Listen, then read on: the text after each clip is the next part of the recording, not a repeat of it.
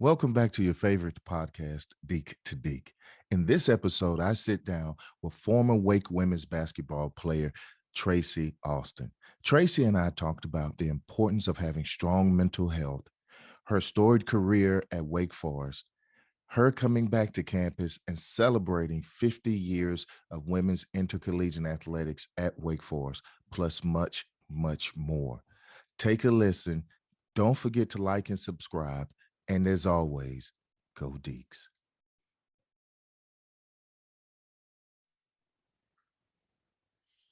So, Tracy Alston, how's it been? Hey, hey, it's been amazing. Good to see you. Good to see you too. So, Tracy, for Deacon Nation, how we typically start off with Deac2Deac. First of all, thank you for agreeing to be a part of the podcast, be a guest here. Let's start from the beginning, kind of share your story, and let's start from where you're from and what it was like growing up. Awesome. Well, first off, thank you for having me, and I love Deac2Deac. This is so great. But yeah, I'm from Raleigh, North Carolina. Um, Born in Raleigh, went to Southeast Raleigh High School. Well, my first 2 years actually went to Enloe High School. Then I would transfer to Southeast my junior and senior year. But I'm a product of, I would say, really, really good parents. You know, my mom and my dad both just very humble, just great people. I actually lost my mom in 2019. We can kind of talk through that a little bit later on in this interview, but just come from a great background in terms of family that really told us and taught me and my sister that whatever you put your mind to, you can do. And so I grew up with that type of optimism. I believe in my DNA, just really thinking and believing that if there's anything that I want to learn or do, let's figure out how we get there and let's go from there. So grew up Raleigh, North Carolina, tried several different sports. Basketball was the sport that stuck. So I always kind of had a ball in my hand from a very young age. Used to play basketball in the backyard with my dad, one-on-one. Played little AAU basketball, and so that's kind of a little bit about me. So, what was it about basketball? Was it you just had a greater sense of a natural talent, or is it something about the game that you just fell in love with? I think especially growing up, it was just my dad really enjoyed basketball, but we used to Mhm. watch. And so being from Raleigh, we used to be able to see all types of talent coming through. So I remember just watching games on TV at first, and then really just playing the game and playing the sport. And then getting a chance to go to something called the Glaxo Welcome and just seeing all types of, it's now called John Wall's tournament now, Okay. but just seeing all types of talent come through. It's just the fun of the game, the team, the commitment, the hard work. So I just loved every piece of that. And playing it myself, I just love being able to run up and down the court. I tried softball, but it was too much standing around. So I think I liked the movement that basketball Yeah. allowed and the flow and the creativity. So basketball stuck. Now, the Raleigh area, as you mentioned, there's a lot of talent that comes through that area, and Southeast Raleigh High School has had a tradition of having some great talent. I spent some time Yes. living in the Raleigh area. So, with so much competition around, with so much talent around, when did you know, or what was there a game or a particular tournament or showcase you were part of where you felt that, hey, I can play at the next level in college? I think, especially when I transferred from Enloe, well, at Enloe, the competition was still pretty high, but I remember just playing competitively with AAU. So we got a Okay. chance to experience so much talent from North Carolina, South Carolina. We traveled up and down the world. So it was like, wow, I'm pretty good at this. I'm pretty good Mhm. at this. And so Mhm. just getting into the feeling of playing up. So I played up a level. And so I got a chance to play against some older players, which really helped strengthen my game. And so my sophomore year, when I transferred over to, actually my junior year, when I transferred to Southeast Raleigh, I got a chance to play with a couple people that I was playing AAU ball with. And so my junior year, we won this 4A state championship.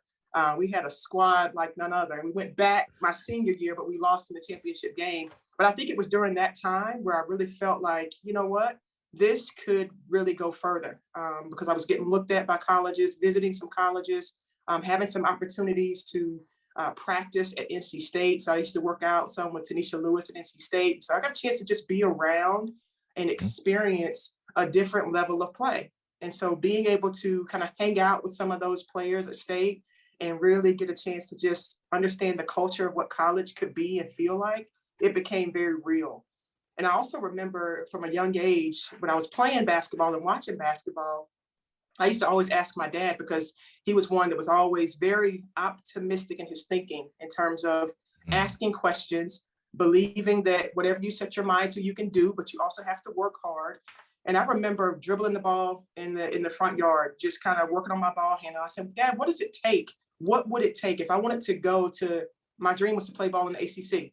If I want to play ball in the ACC, what does that look like? Could I do it? And he was like, absolutely you can, but you're going to have to spend time not only on the court, but also making sure you're in those books. So that was always a vision or a goal, just making it to the ACC. And so when I was playing high school ball, really getting some looks and making it to the state championship and winning the state championship with that group of talent, I think it became very real that this could happen. That's awesome. So with that, you had a relationship with NC State. You hung out with their players. So what was it about Wake in the recruiting process that persuaded you to overlook all of those other things, the proximity, all of those things that were going in the favor of other schools? What sold you and your family on Wake Forest? Being on campus and experiencing just really my recruiting visit and hanging out with the people that were kind of having me around, my group of people that I met with when I came in through the recruiting process, meeting with the coaches, being on campus. It was just like, I don't know how to describe it. It was like I knew this is where I'm supposed to be. It just felt right. Just from the team that was there, just from the coaching staff. It was still close enough to home, but far enough away from home where I had some independence as well. ACC basketball, we had an African-American head coach. Like it just felt right. I don't know how to describe it, but I felt it and I was like, this is it. Yeah, those were some of the similar things that sold me on it, coming from Laurinburg, North Carolina. It's that distance where, you still got to call ahead before you come because you don't want to waste that time driving. But if anything ever happened, you could get to me or I could get home. The perfect distance. I want to talk about Coach Curtis. You brought that up because something else we have similarly. I played under Coach Jim Caldwell. And so talk about Coach Curtis and what she meant to you and to the program and what it was like coming in and playing for her. It was awesome. I don't even think I really could appreciate it until I left school. It's one of those things that you are experiencing history while it's being made and you don't even recognize you're a part of it. But when I think back, just in terms of now knowing, her focus was really on preparing us for life beyond sport. I mean, she really, really instilled being consistent, having some boundaries around our time, being responsible young adults. And so really trying to help us grow up a little, because coming in as a 17, 18, 19-year-old kid whose brain is not fully developed, I mean, we're just all over the place. So we just needed guidance, right? So I look back and I think about some of the things that she would talk about in terms of, she was so focused on time management, making sure that if we show up 5 minutes early, we're late, right? Like, so it's just a mindset and something that I kind of take with me now. I'm like, wow, just so disciplined, but it's helped me in my adult life and in my career. And so I just think she's provided a way for us, myself personally, as a Black woman, to have opportunities that I know I wouldn't have had without being able to walk through that door at Wake Forest University. I remember her sharing with us, you guys have an experience and an opportunity to get a degree from a school that when you say that name, it's going to open up doors beyond your imagination. And that couldn't be more truthful. So I'm just thankful for her. I'm so glad that she was our coach and our leader in that space, because it's more about life after, not only life during the sport that we're playing. And Just so Deacon Nation can be reminded of Coach Curtis. She was the first African-American head coach in women's basketball in the ACC. Am I correct? Yeah, I just want to give Yeah. her proper due for breaking that barrier and what she also brought to the program, not just that, but also as a coach. And so talk about your adjustment to getting to Wake your freshman year. What was that like for you, just going through that process of adjusting from high school to college in so many ways? A whole new world. I don't even think it's a whole new world. And so you think about, leaving home and then going off to a place where it's like freedom. I mean, we're a part of a team, so we had still family and connections, but we had a lot of freedoms. And so somebody always over your shoulder, reminding you to do this, checking in on that. And Mhm. it's just, it was a whole new world. So I don't think in my mind, my freshman year, I was just there to play basketball. I didn't really think much about anything else, just knowing what I needed to do to stay in school. But I was just so excited to be at playing for ACC, playing for ACC. So whatever I could do, I was always in the gym. We had a great freshman group. And so, we were always hanging out together. So I felt like I had my sisters with me. So it was fun. But I don't even think mentally I could have prepared for anything that I was facing, especially with the workload, the travel Mhm. load, the Mhm. practice schedule and requirements, the games. I mean, it was just, our schedule was boom, boom, boom, boom, boom, second to second.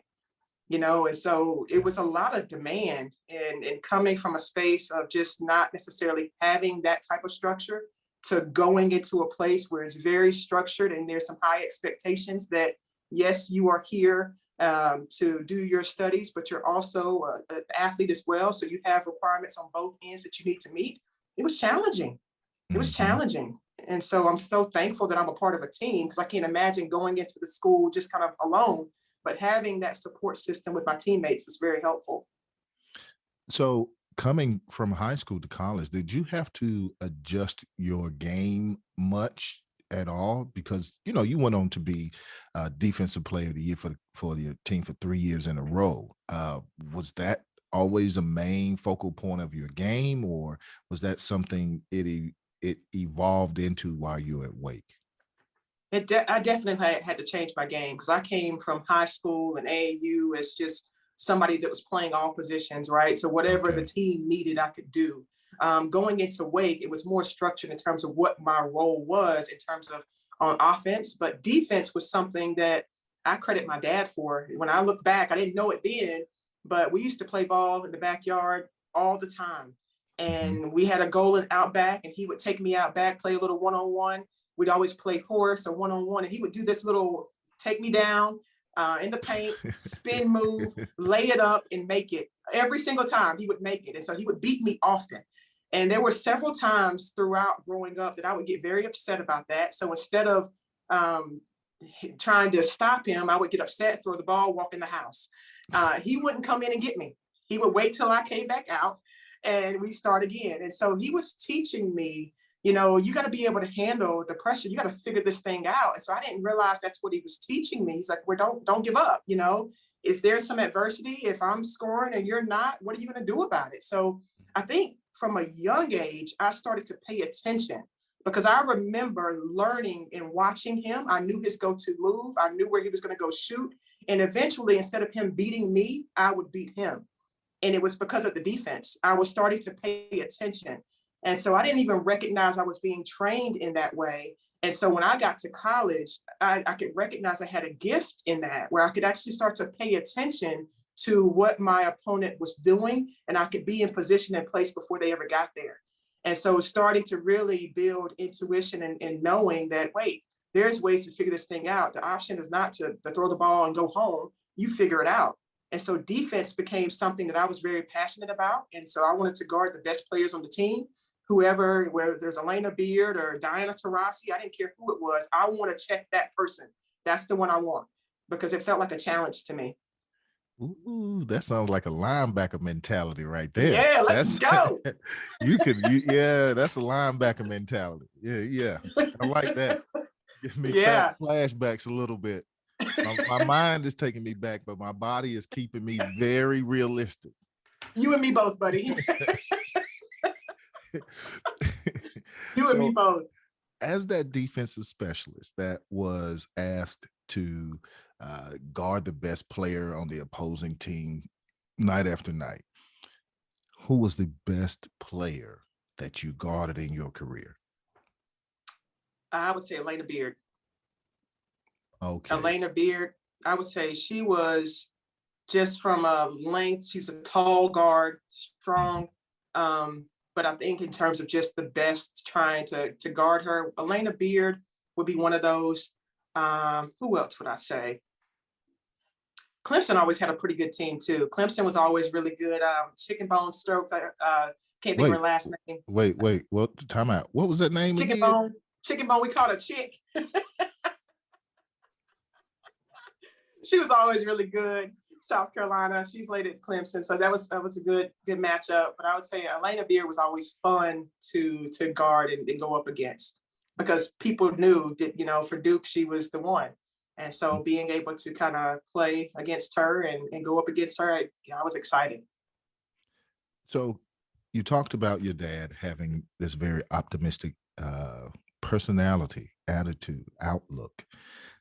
Talk about some of the adversity you faced while you were at Wake, and how did you overcome that? Because as a student athlete, well, as a student in general, when you leave home, you also have to deal with in the adversities that come up differently. You know, mom and dad aren't immediately around. You know, so what were some of those things that, or one of those things that you can share with Deacon Nation that you had to fight through, and how were you able to do that? This is a great question. And I think this question and this situation has really catapulted me into where I am today. As I mentioned, when I first came to school, my only thought was basketball. I just was so excited to be a part of the ACC. School was great, it's fun, but I never really focused heavily on that until my sophomore year. And so, you know, as an athlete, we travel up and down the road, there's requirements on us. And I made a poor decision. And so, one of the most challenging things I've been through is there was a paper due. And so instead of me working on it when it was should have been working on it, I waited until the last minute, coming home on a bus ride. So working on that paper on the bus, coming back, turned my paper in without my sources cited. I get suspended from school for a semester. My sophomore year. And so I was suspended from school for a semester. And that happened to be one of the most challenging situations of my life, but one of the most necessary situations in my life, because it was at that moment when I realized that, wait a minute, that basketball is going to end. And you are at Wake Forest University, and the only thing that you're taking in is the sports side of this thing. But you have access and opportunities, and you have a brain that got you there. You got to start using it. And so that was a pivotal moment in my life where it was like, my gosh, I was removed from something that I loved. And so that was really my main focus, was basketball, and it was gone. Thankfully, I had a coach and I had teammates and I had parents that stuck by me, and I was able to go to NC State and finish up some of my coursework for that semester. So I stayed on track in terms of my graduating class. Thankfully, my parents were able to get me a trainer so I could still stay in shape. And Coach Curtis told me, she's like, Tracy, you'll always have a spot on this team, but your playing time is going to be up to you. So you're going to have to make sure you stay in shape. You're going to have to make sure you're doing what you need to do. And so I did that. And I came back my junior year, and I kid you not, Kevin, it was like a light bulb switch. It was so many things in that moment that my focus and my mentality was so different. My mindset was different. I wish I would have had something in place where it was just kind of training my brain, the things that I'm doing now, but my mindset shifted. My junior year, I came back, all ACC defender. I was also on the dean's list. And so my honors didn't just come through athletics.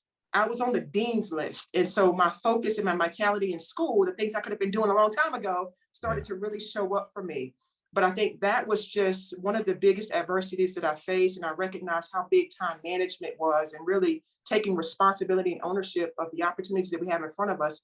Don't miss out on it, you know? And so I learned so many positive lessons from there, but I also recognized that could have sent me in another direction.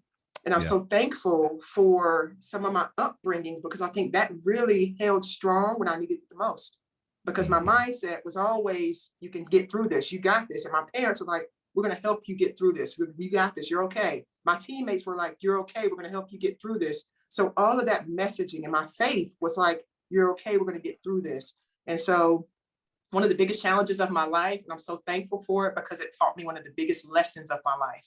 And now my life's work is in this space of mental fitness and mental health, and making sure that we're keeping our mind focused forward, because it's not about if adversity, but when adversity comes, Mhm. how do we bounce back? That resiliency part.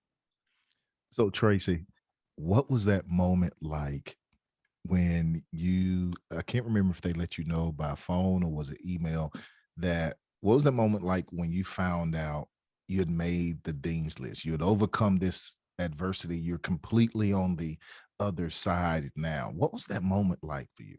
Do you remember It was that? just like, I do remember it. It was like, yes, like, and it was also a part of me that said, I could have been doing this. Right? Like, it was just the Yeah. recognition and knowing that Trace, and my nickname is Ace. So I was like, Ace, you got to stop wasting time. You got to maximize moments and opportunities. You got to grow up a little bit, you know? And so it really just shifted my whole perspective about, there's things going on right now that you can be taking advantage of with everything you have. Everything you have is already on the Yeah. inside of you. So it was a moment of just like, yes, but this is what we should have been doing. And you need to start to operate from your best self versus waiting for things to happen and then showing up. So it's Mm. just it was a moment of just humility and just thankfulness and gratitude and appreciation. But it was also a kick in the pants for myself that I got to shift my mindset. I have so much more to offer and I'm selling myself short. Yeah. I want to talk about mindset shifting. What did you shift it to? Oh, that's a great question. I shifted it from I think I can to I know I can. It was literally a shift about, oh, yes, can I get here? Can I make it to the Mm. ACC? Can I play ball at a D1? Do I belong to? I know where I'm supposed to be. I know that I can do anything I put my mind to. So it's not about if, but you just need to start doing, start applying. So I think I shifted my mindset and level of confidence because I was able to see some traction based off of that adversity, that I can get through this. I did get through this, to this is how I need to be showing up in every area of my life, with the mentality of knowing and trusting and believing that and giving my best and giving my all, not just humming and hawing and not really being confident and unsure, but it was just the certainty now that allowed me to know that I could go to NC State. When I was suspended there, I made 4.0 in that semester, crushed those classes, came back to Wake, crushed those classes. I can do this. I belong here. So are you trying to say that Wake's classes are a little bit more difficult than NC State's? That's what it sounds Yeah. like. That's what it sounds like I'm hearing. I don't know. That's what it sounds like to me in Deacon Nation. That's what you're saying, and I'll take that. I'll take that. So, when you look back over your career, your time at Wake, what are some of those Deacon moments that stand out to you? One on the court and one off the court. And you can't use your Dean's List moment. We've already talked about that. So you got to come up with a Yeah. different off the court moment. Yeah, I would say on the court was what year was I? I must have been a junior. I might have been a junior. Mhm. But yeah, we were at the ACC tournament playing Duke, and Olivia Darty had a lights out game. I was locking down Elena Beard. I mean, we were there. Like, so we had Duke beat. So that was just a moment. We didn't win, but we had Duke beat that game. It was just like everybody was clicking on all cylinders. It was so much fun. I think as a group and a collective, we all go back to that Duke game where it was Mhm. just, I don't know, it's just a picture in your head that you could never forget, when everybody was kind of jiving in a flow state and everybody was rolling, rocking and rolling. We were excited. We were right there. So I would say my on the court moment was ACC tournament against Duke. That was game of our lives. That Off the sounds like court moment. Oh, go sounds ahead. like you say, if I heard you correctly, your Deacon moment was basically locking down You Elena heard B. it. Okay, Lock, I just lock, clank, I, clank. I just want to make sure I heard it right. So when we retweet this clip, and I could put hashtag locked her down. That's all I Lock, wanted. That's lock, lock, lock, lock, lock. Somebody else had to do it. Somebody else had to do it because she wasn't doing it that night. She wasn't I doing love it. it. So off the court, we got you locking down. So off the court, what Yeah. was that moment? I would say off the court, I really think there were so many, we had such a great team. I feel like there were so many moments off the court, whether it was us traveling and experiencing the world, because that was really how we traveled. And so I think traveling with our group, being able to spend moments with my teammates, I don't know how to describe just one moment, but I just think about the family that we're creating and we've created now, life after sport. I think we had so many good moments because we were there for one another, highs and lows, anywhere in between. We were a great group. We were a great group that really cared about each other. So I think I had a lot of moments at Wake where it was just fun. It was fun. Yeah. And I think about that often. I'm like, man, college was so fun. It was just a good time. So I don't know one in particular, but I think just traveling with the team, spending time with my team and going through that experience has been amazing. So you finish at Wake and kind of talk about life after and lead Deacon Nation into where you are now, because you're doing some fascinating work through your radio show and some other platforms. But kind of let us know what life was like once you had left Wake Forest. When I left Wake Forest, I went to Lenoir-Rhyne University as a graduate assistant women's basketball coach. So I was able to get my master's, and my choice there was community agency counseling with the school licensure. And so I graduated from Wake with a sociology degree, but I tapped into psychology while I was at NC State. So I wish I would have majored in psychology. I love the mind and the body and things of that nature, human behavior. And so I went on to get my master's in counseling while also coaching women's basketball at Lenoir-Rhyne University.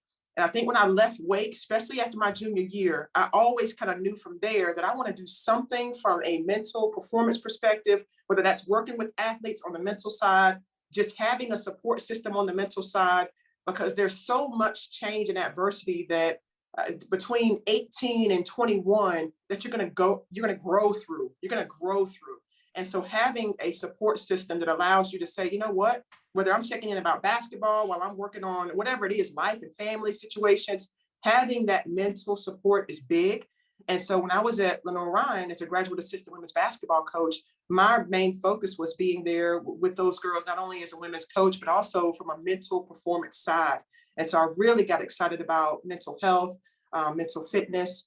And as a licensed clinician, as I got through my degree at Lenoir-Rhyne University, I went on to get my license. And as a licensed clinician, we have to do what's called continuing education credits, meaning just making sure that we're up on our practice and on our skill set. And in 2010, another moment in my life that I'm like, wow, I could see it like it was yesterday. It was another life-changing moment. I was in Cary, North Carolina, getting my continuing education credits at a conference. And a veteran was our guest speaker during that event. And he was on 36 different medications. He talked about how he attempted suicide 5 times. He lost his entire family. And when he was meeting with us on that day, he said it wasn't until he learned about his brain and the body through the science of bio and neurofeedback that his world changed. And so I remember sitting at that conference like, wow, I've been doing clinical mental health work. I've never heard anything else about other ways to treat mental health disorders outside of clinical counseling and medication management. And he was talking about some technology that helped him relearn how to train his brain. And so when he was talking to us, he was down to 5 medications. He was reintegrated back with his family. And his mission was to travel the world to share this knowledge with other people. And I remember sitting there in that moment, like, my gosh, I want to learn more about it. I want to get trained in it. And I want to bring this back to my clientele. And so I went and studied with one of the leading pioneers in the country with the neuro and biofeedback and got my board certification and opened up my first business in 2012. And so I was able to, it's called New Mentality. I was able to provide counseling services, but I was also able to provide people with an alternative, recognizing that medication is not the only solution, and medication may be necessary for some people, but there are other ways that we can begin to understand our brain's performance, have some stress management tools in place, and really live a healthier life. And so as I was going through that training, I didn't just learn about it from a clinical perspective. I also learned that top athletes and executives around the world have been using the same technology to have a mental edge and a mental advantage. And it was then when I was like, man, if we would have had that at Wake, if we could have been training our brains at Wake, we could have gone from here to here, right? Like, what if we would have something in place to not only talk about mindset and positivity and all this stuff, but literally train your brain? So I created my second company called Mental Edge Fitness Solutions. And that company is designed to really help entrepreneurs, athletes, peak performers use their brain in a different way and give people a mental advantage. So that's where I am now. And that is my passion and my purpose, bringing mental fitness and mental tools to the world. Tracy, you touch on something that has been growing in awareness in the media and just in the general population, which is mental fitness and health. And more people are paying attention to it. As an athletic department, we've started really paying attention to it. And so I want to talk to you about and get your perspective on how important is mental fitness, and what does mental fitness look like and feel like? Because Yeah. that can help people understand when they're unfit as well, right? Yes. Yes. Great question. So mental fitness is so, so important. It's just as important as what we're doing for ourselves physically. And over this last decade, you're so right. We've been talking more and more about mental health, mental fitness, and it's coming to the forefront. And so I always tell people that our brain is like a muscle, just like every other muscle in your body. It is something that can be trained and strengthened for peak performance.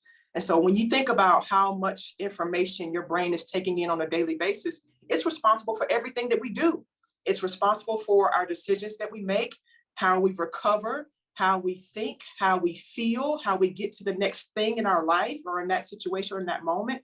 So if we are not necessarily aware that there are things that we could be doing to make this organ perform better, we don't know what we don't know, And so now with technology, we're able to actually see what our brain is doing in real time.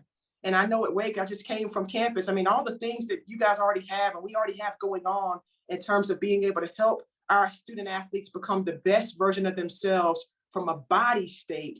There's so many more ways that we can start to use technology to help us become the best that we are from a mental state, literally. And so when you're mentally fit, we handle and face adversity a lot better. We sleep better, which is big for our recovery and our performance. We're able to get out of that negative thinking that we all do. We're human. So there are going to be things that we think about that may not be serving us in the best way. You're thinking about the mistakes that you made or that last play or whatever's coming up. Those things are making your brain tired. And so if we can learn and we can show ourselves that we can get over those things a little quicker, that's going to help us so much more on the other end of things. So stress response and resilience is going to help us with focus and mood and mental energy, our memory and processing. So there's tools that we can put in place that actually are just for our brain to get that organ ready to rock and roll. Because when you train your brain, your body's going to follow everything from there. And so we're able to kind of now see with just the new technology and the new things that we can put in place that there's so many more ways that we can kind of help us stay at the top or get to the top of where we want to be. And that's awesome. I'm all for it. So I'm going to talk to you more in detail after this about that. You mentioned that Okay. you were recently on campus, and I want to talk about why you were back on campus. And we recently we have been celebrating all year long so far, and we're going to continue to celebrate 50 years of women's intercollegiate athletics at Wake Forest, and talk about the events that you were a part of and your experience and being a part of that legacy and what it meant to be back on campus and all of that good stuff.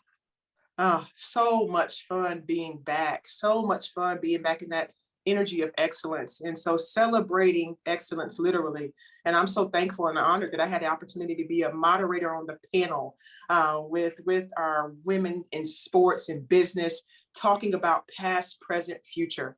And so when we think about celebrating 50 years, that's amazing. And to have Coach Diane Daly, she was on the panel. And so being able to kind of ask her some questions and talk about what it was like for her 50 years ago, right? Starting out to where we are now. And so having Olivia as a current women's basketball player, so being able to kind of share and hear stories of what the past was like, what the present is like, and how we can build and go to the future, it was inspiring. I mean, seeing people that I hadn't seen in quite some time, reconnecting with that energy, but also seeing how far Wake is going. I mean, we're at the top of the game. I mean, it's just amazing. The Sports Performance Center, I hope Coach Hoover hears this, because if I have any eligibility left, sign me up. I'll be the water girl, right? So whatever you need to do, just sign me up, because I can just come hang out at Wake for another year. I don't mind. I can do that for sure. I thought the same way when they finished the upgrades and the new facilities for football. I thought the same way, but again, my body being the thing that keeps me in line, that no, you don't have eligibility. Even if you did, you're not anywhere. Okay. The way my insurance is set up is it doesn't cover those type of injuries. And speaking of Coach Hoover, I mean, just an amazing job. Another post season appearance again with the program. When you look at the program now, and the job that Coach Hoover has done, just kind of share your perspective on what where you see things are, and just your perspective on the trajectory of the program.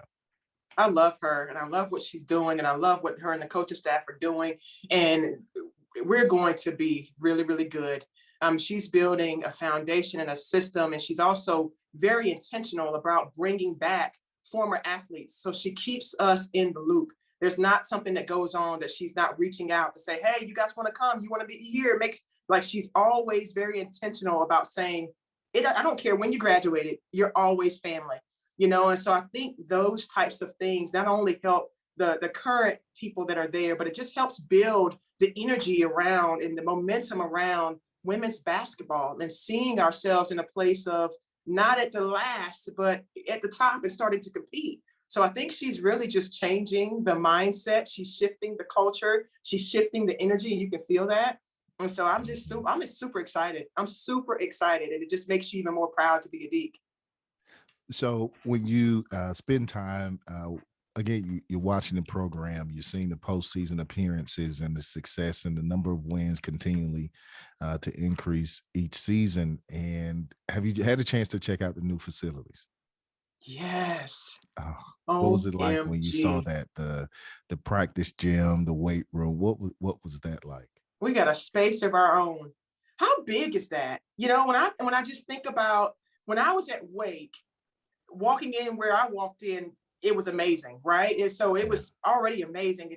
To go now and to see that now we have a space and a place that you can be at no matter when, no matter what the time is, you have a space of your own. That's just going to bring in more better quality of recruits. So when you think about our performance and our practice times, we're going to be better on and off the court. So I think it's going to give us an advantage that we didn't even know that could really exist, until really having a space and a place that we call our own, and we can really just grow from there. I think it's big. So Tracy, I want to also talk about your radio show and a couple other things you're working on. Share with Deacon Nation your radio show and what it's about, and how we can tune in and support. Yes. So as I mentioned, I am just very passionate about mental health, mental fitness. So I am a radio host for WSIC News. That's a local station here in the Statesville, Lake Norman area. But it's also a podcast. So it's called Mental Fitness Matters. You can download it on all podcasting platforms. Make sure you tune in. But it's a show really just designed to provide people with more education and strategies on how to improve your mental fitness. I want to begin to kind of open up that conversation that mental health and mental fitness is just as important as our physical health and physical fitness. And I think if we can start to kind of change the narrative, it's going to be more attractive where people are like, wait, no, I don't need that, versus we all can benefit from just having things to help improve our brain performance. Why not? I want to be the best version of me. So if I am working on parts of me, then I'm missing other parts of me. And so there's a whole mind-body connection that we have to tap into. And so my radio show just allows an opportunity and a platform for me to interview other people and see what else is out there. But it also allows me to just kind of share some of the things that we can do right now that don't cost us anything, that can really help build over our overall health and wellness. So, Tracy, before you go, talk about some of those things that you take with you to this day as you're doing your great work in mental health, mental fitness, and this modern technology that you're using to advance in this field. What are some of those things that you take from your time at Wake that you find yourself applying day to day, things like that, to help you maximize what you're doing professionally? Yes, great question. I would say the first thing is discipline. That was one of the biggest things that I really kind of took away, is just being more disciplined and intentional, and recognizing that our opportunities all around us and how are we showing up to those spaces. And so I'm very conscientious about how I have my own daily mental, physical practices that I do. Just like I put my clothes on, I don't get out of my bed without really training my mind first from a place of meditation and intentionality. And then doing the work that I do neurofeedback myself. And so it's called neurofeedback. I took myself up, do my brain training, and stay mentally fit as well. So practices and consistency are one of the biggest things that I took away from Wake. Relationships and networks are big. We can't do this thing alone. And so as an entrepreneur and meeting different people and really kind of pushing my companies forward, I recognize how important relationships are and how we all need each other. We're all gifted and skilled in so many different areas. And so meeting different people with different skill sets and different know-hows, it's been so much fun. And so opening yourself up and opening myself up to all the opportunities around me. And I would say, especially if you're a student athlete or a student at Wake now, kind of listening to this, making sure, and whoever's listening to this, every single moment that we have is just what it is, the moment that we have.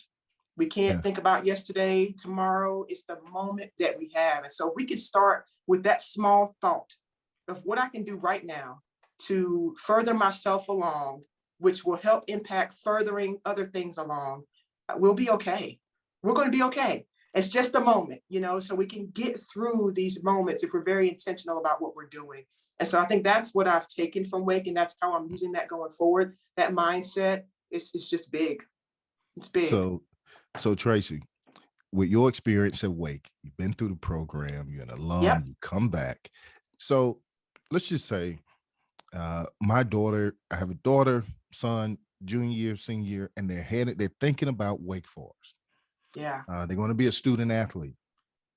What is some advice that you would share with them about Wake Forest and their experience and how they can leverage this great experience for life after? Yeah, such a great question. I would definitely say, especially if you're just coming in, give yourself permission to take it all in. Number one, start there, because we got to give ourselves permission to grow into things. So give yourself permission to take it all in. It's a whole new world, but it's a fun world. And get outside of our bubble. I wish I would have spent more time. I spent so much time with student athletes because Mhm. that's our bubble, but there's so much more on campus outside of your bubble. So even linking up with somebody who might not play sports at all, spending a little bit more time with your professors, grabbing a couple people's ear and just going to lunch and asking some questions. So being able to open yourself up, because it's going to be easy to get caught into, this is my little space, but there's so much more world going on outside of you.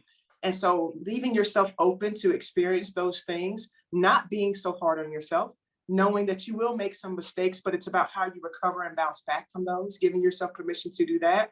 And making sure that you're intentional about how you're feeling. I want our youth to start to pay more attention about how they feel, because how we feel is a great indication of where we are. And you're going to have moments in time where you may feel high, high, high, low, low, low, or somewhere in between. You're questioning yourself, you're judging yourself. Give yourself permission to feel that and move forward. It's okay. You're okay. And so connecting with people that can help push you forward along the way, I think it's big. And enjoy yourself. Have some fun. That's awesome. Tracy, I try to ask each guest the same question. Who would you like to see as a guest on Deac2Deac? Oh, that's good. Let's see. I would love to see. Has Chris Paul been on here already? Not yet.